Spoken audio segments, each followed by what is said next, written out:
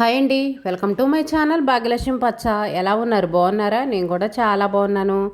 Video చూసే వాళ్ళందరికీ ఒక చిన్న రిక్వెస్ట్, చూసిన వాళ్ళు తప్పనిసరిగా వీడియోకి అయితే ఒక లైక్ కొట్టండి. పిల్లలు హాస్టల్కి వెళ్తున్నారు కదా, అందుకని చక్రాలు అయితే చేస్తున్నాను. ఉదయం ఏమో బూరెలు అయితే చేశాను. బూరెలు చేసిన తర్వాత చక్రాలు వండుదాం అనుకున్నా. అంతలోకి చికెన్ అయితే తీసుకొచ్చారు. ఇంకా చికెన్ అయితే వండేసి ఇంకా తర్వాత చక్రాలు వండాలనిపించలేదు, కాసేపు రెస్ట్ తీసుకొని ఇంక ఇప్పుడు సాయంత్రం అయితే వండుతున్నాను. సాయంత్రం కూడా కాదు, నైటు. ఇంకా సాయంత్రం అంట్లు అవన్నీ కడిగేసిన తర్వాత నైటు ఇంకా 6 గంటలప్పుడు అయితే వండుతున్నాను. ఇప్పుడైతే ఇంక ఇంట్లో పని అనేది ఎక్కువ ఉండదు కదా, కొంచెం తక్కువగానే ఉంటుంది కదా, ఓన్లీ అన్నం వండుకోవటమే, ఇంకా పని అయితే ఎక్కువ ఉండదులే అని చెప్పేసి ఇంక ఇప్పుడైతే వండుతున్నాను. చక్రాలు కూడా కాదు, ఇలా చుట్లులాగా వండుతున్నా. ఇలా అయితే మా అమ్మాయికి ఇష్టము. ఇవి ఒక్కళ్ళే వండుకోవాలంటే కొంచెం కష్టంగానే ఉంటుంది. ఒక్కళ్ళే ఇలా చుట్టుకొని మళ్ళీ బాండీలో వేసుకొని మళ్ళీ మనం ఇవన్నీ చుట్టేటప్పటికి అవన్నీ ఏగిపోతాయి. కొంచెం కష్టంగానే ఉంటుంది. కష్టమైనా సరే పిల్లలకి ఇష్టం కదా, అందుకోసమే చేస్తున్నాను. అందులోని ఇంకొక భయం ఏంటంటే ఇవి ఆయిల్లో వేయంగానే టాప్ అని పేలుతాయి. ఒక్కొక్కసారి భలే పేలుతాయండి, భయం వేసిద్ది. అందుకనే అసలు పొయ్యను బాండి ఎక్కడుందో చూడండి. నేను చూడండి ఎక్కడ కూర్చున్నానో, చాలా దూరంగా కూర్చున్నాను. వేడి నూనెలో వేస్తాం కదా, వేడి నూనెలో వేసినప్పుడు టాప్ మని పేలి మన మీద పడ్డదనుకోండి కాలిద్ది. ఇంకా అదొక బాధ మళ్ళీ. అందుకని ఎందుకైనా మంచిది లేరా బాబు అని చెప్పేసి దూరంగా ఉన్నాను. గరిటెతో ఇక్కడ గరిటె ఉంది కదా, ఆ గరిటెలోకి ఒక్కొక్కటి తీసుకొని ఇందులో వేస్తా ఉన్నా. ఇవైతే కొంచెమే వండాను. ఒక చిన్న పప్పు డబ్బాకు వండాను, మా అమ్మాయి తీసుకెళ్ళటానికి. తన వాటికే వండాను. ఎప్పటి నుంచో అడుగుతుంది ఇవి చేయమని. 2-3 సార్లు చేశాను, బాగా నచ్చినాయి అంట. మళ్ళీ చేయమని అడుగుతుంది కానీ నాకే భయం వేస్తుంది. ఒకసారి అయితే టాప్ మని పేలిని, అసలు వేడి నూనె పైన పడ్డది. నాకైతే ఇంక అప్పటి నుంచి భయం వేసి ఇవి వండట్లేదు. వాము మిక్సీకి వేసి వండితే పేలవని అన్నారు, కానీ ఒకసారి అలా చేసినా కూడా పేలినాయి. నాకు అర్థమైంది ఏంటంటే, ఇప్పటికి 2-3 సార్లు చేశాను కదా, అనుభవం మీద అర్థమైంది ఏంటంటే ఆయిల్ అనేది ఎక్కువ హీట్ ఉండకూడదు. ఎక్కువ హీట్ ఉంటే మాత్రం టాప్ అని పేలుతాయి. తక్కువ హీట్లోనే ఉండాలి. ఈరోజు నేను చిన్న పొయ్యి మీద వండాను కదా, నార్మల్గా మనం వంట చేసుకునే గ్యాస్ మీద వండాను కదా, ఈ పొయ్యి అనేది ఎక్కువ హీట్ అనేది రాదు. అందువల్ల ఒక్కడ కూడా పేలలేదు, అన్నీ పర్ఫెక్ట్గా వచ్చినాయి. ఈసారి మీరెవరైనా ఇలాంటివి చేయాలి అనుకున్నప్పుడు ఆయిల్ అనేది ఎక్కువ హీట్ లేకుండా చూసుకోండి. ఎక్కువ హీట్లో ఉన్నప్పుడు మాత్రం ఇవి వేసారంటే టాప్ మని పేలి మన మీద పడతాయి. ఈ విషయం మాత్రం తప్పనిసరిగా గుర్తుంచుకోండి.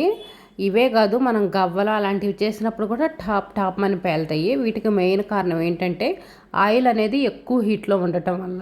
ఇదైతే ఉదయం పూట ఇంకా నవీన్ స్కూల్కి వెళ్ళాలి కదా, టిఫిన్ అవి చేస్తున్నా. ఈరోజు నేను కూడా చేనికి వెళ్ళాల్సిన పని అయితే ఉంది. ఎవరి పనులకు వాళ్ళమైతే వెళ్ళిపోతున్నాము. ఇంకా మా అమ్మాయి ఏమో హాస్టల్ వెళ్తుంది, నవీన్ ఏమో స్కూల్కి వెళ్తున్నాడు, మేమేమో చేనికి వెళ్తున్నాము. మా ఆయన చేనికి నేను వెళ్తాలే, అమ్మాయి నువ్వు హాస్టల్లో వదిలిపెట్టిరా అన్నాడు. అమ్మో, ఆ ఫ్రీ బస్సులో ఎక్కి వెళ్ళే కంటే ఎండలో చేనికి వెళ్ళటం చాలా బెస్ట్ అనుకోండి. ఇదే హాయిగా అనిపించింది ఆ ఫ్రీ బస్సులో వెళ్ళటం కంటే. ఫ్రీ బస్సు అంటేనే భయం వేస్తుంది. అందరూ ఛార్జీలు లేవులే అని ఫ్రీ బస్సుల్లో ఎక్కువ ప్రయాణం చేస్తున్నారు, కానీ నాకైతే మాత్రం ఫ్రీ బస్సు అంటేనే భయం వేస్తుంది అనుకోండి. అందులో లగేజీలు వేసుకొని ఆ బస్సులో వెళ్ళాలంటే అసలు అబ్బో, ఇంకా మామూలుగా ఉండదు అనుకోండి. మన ప్రాణం పోయిద్దేమో అనిపించింది, అలా ఉంటుంది. అసలు ఎంతమంది జనమోనండి, అమ్మ. ఒక్క రోజే నేను ప్రయాణం చేసింది ఫ్రీ బస్సులో. ఇంకా నాకైతే అసలు ఫ్రీ బస్ అనేది ఎక్కాలనిపించలేదు. వచ్చేటప్పుడైతే మేము డబ్బులు పోతే పోయినాయి అని చెప్పేసి ఆటోకి వచ్చేసాము. ఇవాళ నేను సగం వెళ్ళకపోవటానికి మెయిన్ కారణం ఏంటంటే ఫ్రీ బస్కి భయపడే నేను అసలు ఇంకా పిల్లల్ని హాస్టల్లో వదిలిపెట్టడానికి ఈరోజు వెళ్ళలేదు. చేనుకైనా వెళ్ళటం బెస్ట్ అని చెప్పేసి ఈరోజు చేనుకి వెళ్తున్నాను. అసలు బస్సులోంచి దిగటానికి కూడా లేదండి, వాకిల్ నిండా కూడా జనం నుంచోనే ఉంటున్నారు. అసలు దిగటానికి రావాలన్నా కూడా ఎంత కష్టంగా అనిపిస్తుందో. ఫ్రీ బస్సులు లేకపోతేనే బాగుండు అనిపిస్తుందండి. నాకైతే మాత్రం అలాగనే ఉంది. ఇంకా మా ఆయన అనుకోండి, చక్కగా వాళ్ళు బండి మీద వెళ్తారు. వాళ్ళు ఇష్టం వచ్చినప్పుడు వెళ్ళొచ్చు, ఇష్టం వచ్చినప్పుడు చక్కగా రావచ్చు, ఏ ఇబ్బంది అయితే ఉండదు. ఇంకా నేను వెళ్తే మాత్రం ఇంకా బస్సులకి లగేజీలు వేసుకొని అబ్బో మామూలుగా ఉండదు అనుకోండి, నరకంగా అనిపించింది. నాకు ఆ ఫ్రీ బస్సు, ఆ జనము, ఆ కల్లోకి వచ్చేసి ఇంకా అసలు నేను పోనంటే పోనని చెప్పేశాను. ఇంక ఈరోజు టిఫిన్ అయితేనేమో గుంట పునుగులు పోస్తున్నాను. మనం గుంట పునుగులు పోసే పెనం ఉంటుంది కదా, అది మనం గుంట పునుగులు పోయే ముందు కడుగుతాము. ఎందుకంటే ఇన్ని రోజులు బట్టి వాడం కదా, ఇంకా అది దుమ్ము ధూళితో ఉంటుందని కడుగుతాము. కడిగిన వెంటనే మనకి గుంట పునుగులు పోస్తే రావు. నాన్ స్టిక్ అనుకోండి వస్తాయేమో, అదైతే నేను వాడను కదా, నాకైతే తెలియదు. ఇదైతేనేమో ఇనపది, త్వరగా రాదు మనం కడిగిన వెంటనే పోస్తే. అలాంటప్పుడు మనం ఏం చేయాలంటే కొంచెం హీట్ అవ్వంగానే ఆయిల్ వేసి ఉల్లిపాయ పెట్టి రుద్దామనుకోండి చక్కగా పర్ఫెక్ట్గా వస్తాయి. దోశలైనా కానీ గుంట పునుగులైనా కానీ ఏవైనా కానీ ఇంతే. మనం పెనం కడిగినప్పుడు కొంచెం ఆయిల్ వేసి ఉల్లిపాయ పెట్టి రుద్దామనుకోండి దోశ కూడా పర్ఫెక్ట్గా వచ్చేసిద్ది.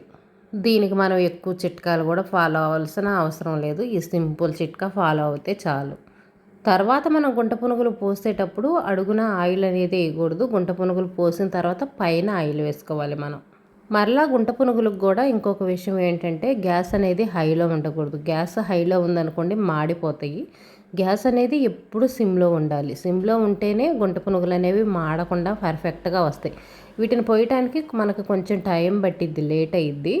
అయినా కానీ సిమ్లో పెట్టుకొని పోసుకున్నాం అనుకోండి టేస్ట్ చాలా బాగుంటాయి. రోజు దోశలు తిని తిని బోర్ కొట్టినప్పుడు ఇలా వెరైటీగా తినడానికైతే బాగుంటాయి. ఉల్లిపాయలు, పచ్చిమిరపకాయలు, కరివేపాకు అవన్నీ వేసుకుంటాం కదా, టేస్ట్ భలే ఉంటుంది. అందులో ఆయిల్ కూడా మనం చాలా తక్కువ వేసుకుంటాము. ఒక స్పూన్ అర స్పూన్ ఆయిల్ అయితే ఒక వాయికి సరిపోయిద్ది.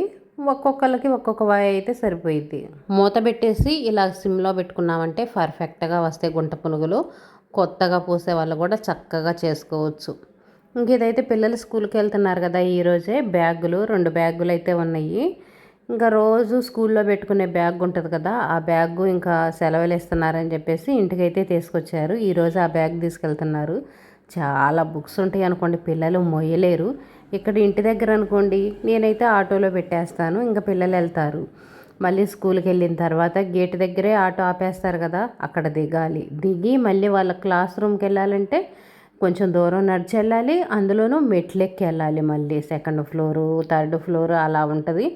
అక్కడికి ఈ బ్యాగ్ వేసుకొని మెట్లు ఎక్కి వెళ్ళాలి. పాపం పిల్లలకి చాలా కష్టంగా ఉంటుంది. ఆ ఎమ్మలు కానీ ఇంకెవరు రాను కూడా రారంట. ఎవరి బ్యాగ్ వాళ్ళే తీసుకొని వెళ్ళటమే. కొంచెం మరీ చిన్న పిల్లలు అయితేనేమో ఇంకా ఆ ఎమ్మలు అది వచ్చి బ్యాగ్ తీసుకెళ్తారేమో, కానీ వీళ్ళు కొంచెం పెద్ద పిల్లలే కదా, వీళ్ళ కాడికైతే రారంట పాపం. ఇంకా వీళ్ళు మోసుకొని వెళ్ళటమే తప్పదు.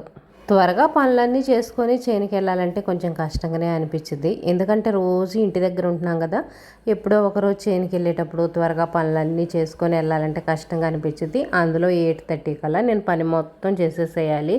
పిల్లలకి టిఫిన్ చేయటం, లంచ్ బాక్స్ రెడీ చేయటం, అన్ని పనులు చేసేయాలి.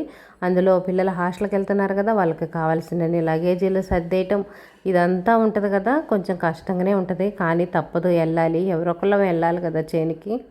చేనికి వెళ్ళి దగ్గరుండి పనులు చేయించుకోవాలి. మన జీవనాధారం అదే కాబట్టి ఎవరొకళ్ళం వెళ్ళి తప్పనిసరిగా చేయించుకోవాల్సిందే.